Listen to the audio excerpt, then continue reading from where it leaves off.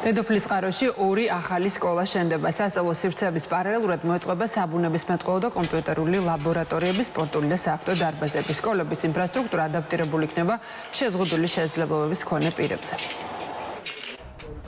განათლების სამინისტროს ერთ-ერთი უმთავრესი პრიორიტეტი არის სასკოლო ინფრასტრუქტურის განვითარება. შესაბამისად, დღეს ვიმყოფებოდით მშენებარე სკოლებში, რომელიც გეგმა გრაფიკით მიმდინარეობს. სულ მალე ჩვენს მოსწავლეებს ექნებათ საშუალება სრულიად უახლეს და საერთაშორისო სტანდარტებთან მორგებულ შენობაში გააგრძელონ სწავლება. სამინისტრო სამომავლოდ გააგრძელებს ამ მიმართულებით მუშაობას. ახალი ინფრასტრუქტურა და ახალი სკოლები არა მხოლოდ დედაქალაქში ან მუნიციპალურ ცენტრებში შენდება, არამედ ცენტრიდან და დედაქალაქიდან საკმაოდ მოშორებულ სოფლებში, საზღვრისპირა სოფლებში. მიხარია, რომ დასრულების შემდეგ 800 ბავშვამდე იქნება ბედნიერი და ექნება საშუალება, რომ თანამედროვე გარემოში მიიღონ განათლება.